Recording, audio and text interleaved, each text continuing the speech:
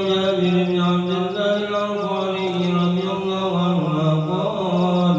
قلت يا رسول الله بأبي وأمي أخبرني عن أول شيء خلق الله قبل الأشياء. قال: يا جابر إن الله خلق قبل الأشياء نور نبيك محمد صلى الله عليه وسلم من نوره. وقد ورد من حديث أبي هريرة رضي الله عنه أنه قال: قال رسول الله صلى الله عليه وسلم: كنت أول النبيين في الخلق وآخرهم بالبعث. وقد تعددت الروايات لأن أول الخلق وجودا ولما كانت السعادة الأبدية لها ملاحظة خفية اختصت من شاءت من البرية بكمال الخصوصية فاستودعت هذا النور المبين أصلابا وبطونا شرفته من العالمين. فتنقل هذا النور من صلب آدم ونور إبراهيم حتى أوصلت يد العلم القديم إلى من خصصت بالتكريم أبيه الكريم عبد الله بن عبد المطلب ذي القدر العظيم وأمه التي هي في المخاوف آمنة السيدة الكريمة آمنة. فتلقى صلب عبد الله فألقاه إلى بطنها وضمتها شامها بمعونة الله محافظة على قياد الدرة وصونها. فحملت برعاية الله كما ورد عنها حملا خفيفا لا تجد له ثقلا ولا تشكو منه ألما ولا عملا حتى مر الشهر بعد شهر من حمله وقرب وقت بروزه إلى عالم الشهادة لتنبسط على أهل هذا العالم فيضاء فضله وتنتشر في هذا المجد الشريف.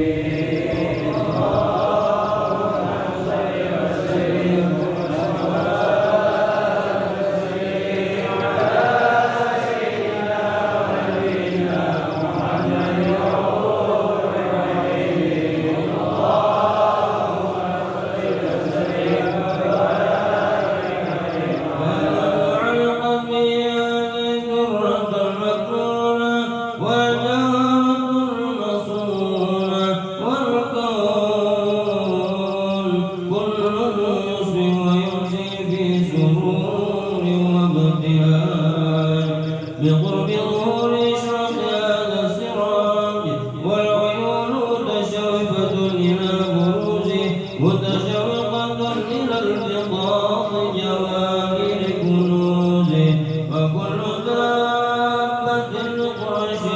نطقت بفصيح العبارة معلنة بكمال البشارة. وما من حامل حملت في ذلك العام إلا أتت بحملها بغلام من بركات وسعادة هذا ولم تزل الأرض والسماوات متطرقة بعطر الفرح بملاقاة أشرف البريات وبروزه من عالم الخفاء إلى عالم الظهور بعد تنقله في البطون والظهور. وأظهر الله في الوجود بهجة التكريم وبسط في العالم الكبير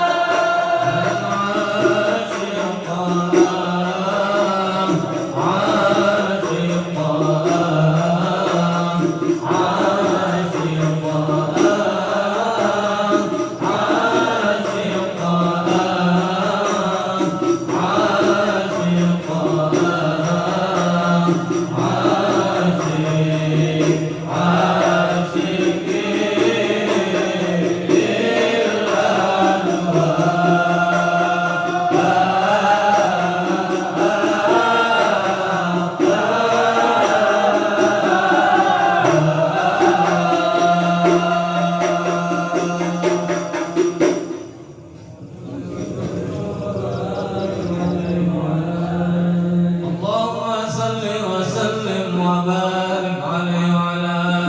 آله. فحين قرب من هذا الحبيب أعلنت السماوات والأرضون ومن فيهن بالترحيب وأمطار الجود بالله على للوجود تزيد وألسنة الملائكة للتبشير للعالمين تعيد الله الحمد لله ولا إله إلا الله الله أكبر سبحان الله والحمد لله ولا إله إلا الله الله أكبر سبحان الله والحمد لله ولا إله إلا الله الله أكبر. والقدرة كشفت من هذا المسنور ليبرز نوره صلى الله عليه وآله وسلم كاملا في عالم الظهور نورا فاق كل نور. وأنبت الحقوق على من أتم الله عليه النعمة من خواص الأمة أن يضر عند وجهه أمة تأنيسا لجنابها المسعود ومشاركة لها في هذا السمات الممدود. فحضرت بتوفيق الله سيدة مريم وسيدة آسيا ومعهما من الحور العين من قسم الله له من الشرف بالقسمة الوافية. فأتى الوقت الذي رتب الله على حضوره وجود هذا المولود فانفلق سبل الكمال من النور عن عمود وبرز العابد المحمود مذعنا لله للتعظيم والسجود صلى الله على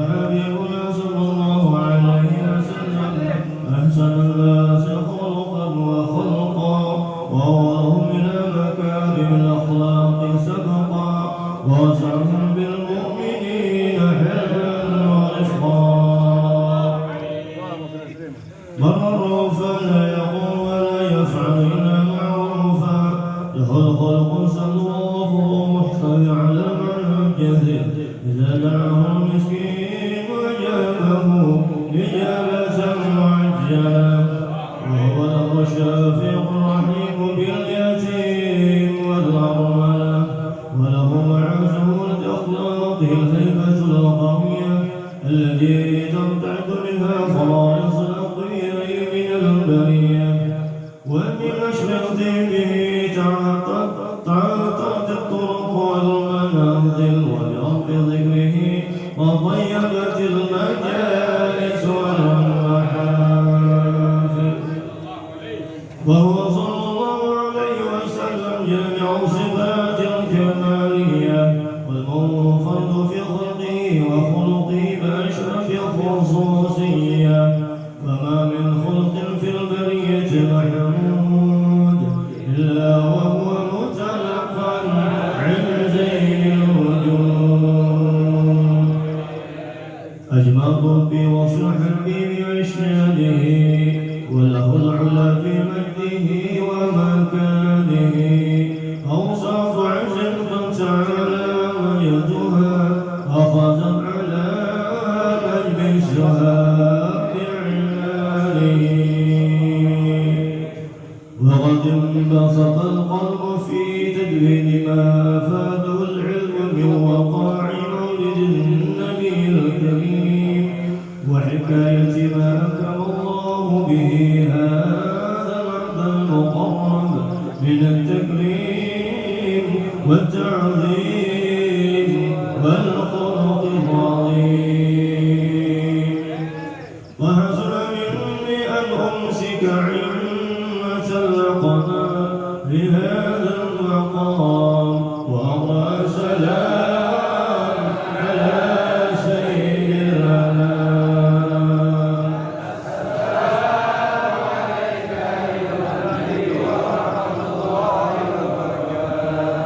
السلام عليك أيها النبي ورحمة الله وبركاته السلام عليك أيها النبي ورحمة الله وبركاته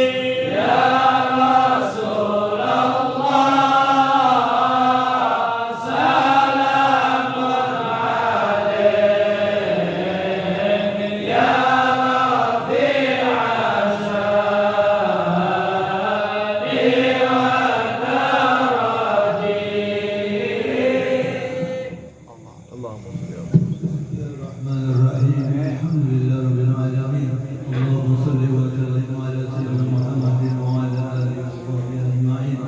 ولما لقيت عند اصحاب المحمديه عقودا توجهت الى الله وتوجه بسيدي وحبيبي محمد صلى الله عليه وسلم لجمع سيفه مشكورا وفي غريبه محمودا ويكتب اعمالك الاعمال المقبوله وزواجه بالموجهه الخالص والشيلات الموصوله اللهم يا من هذا وجه الآلفة والغابرة ونبى بذاته تعبر الهلبة وشاها منه البيوت والغار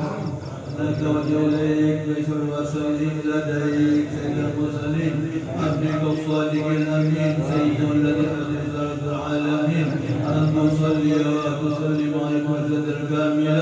بطريقة رحمتك وحفظك وحامل راية جماعتك الشاملة على بالأكبر المغفر لك والمخصص رب الأطهر في كل ماضي ومذكور ومظهر قاسم أمدادك بعبادك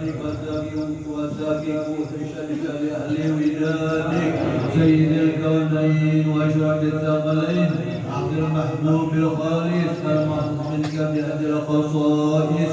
اللهم صل وسلم عليه وعلى آله وأصحابه وعلى حبيبه من أحبابه اللهم إنا نقدم إليك جاه هذا النبي الكريم ونتوسلك بشرف مقامه العظيم أن تلاحظنا في حركاتنا وسكناتنا بعين عنايتك وأن تحفظنا في عظيم تقلباتنا بجميل رعايتك وحصين وقايتك وأن تبلغنا بشرف القرب إليك إلى هذا الحبيب غاية آمالنا وتقبل منا ما تحرقنا فيه من نياتنا وأعمالنا واجعلنا بحضرة هذا الحبيب إلى حاضرين وفي طريقك من السالكين ولحقك وحكيمنا المؤدين ولعهدك من الحافظين اللهم أجلنا لنا برحمتك الخاصة فلا تحرمنا واذرجنا هي وجلت إليك فلا تخيبنا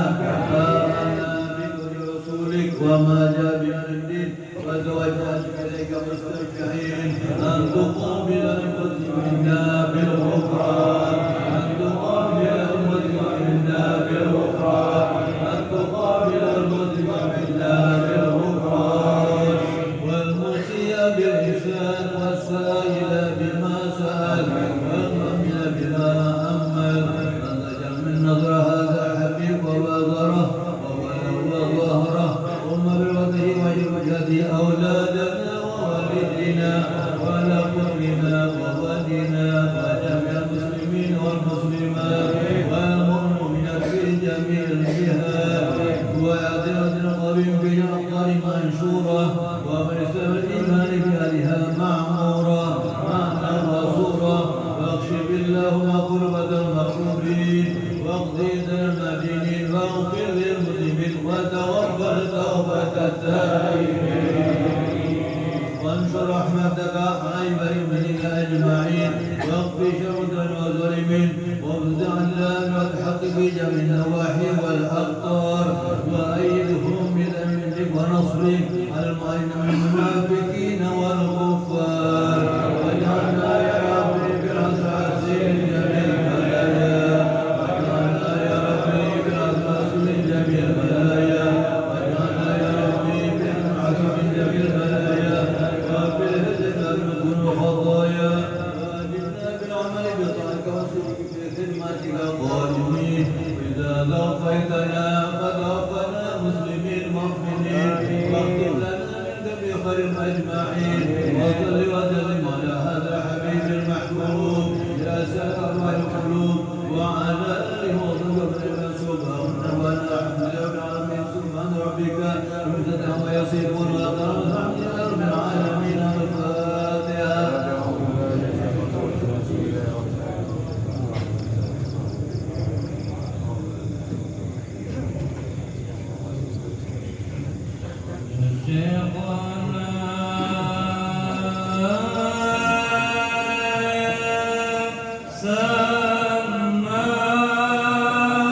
سماه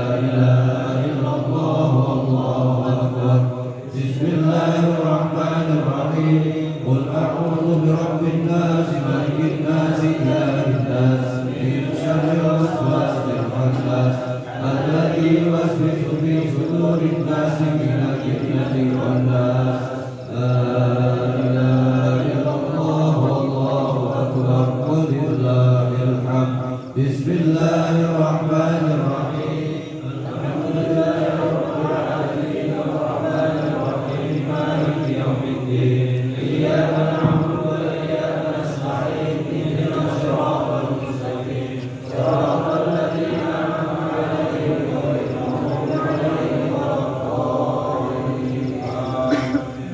الذين آمنوا وتطمئن قلوبهم بذكر الله ألا بذكر الله تطمئن القلوب فاعلم أنه لا إله إلا الله لا إله إلا الله لا إله إلا الله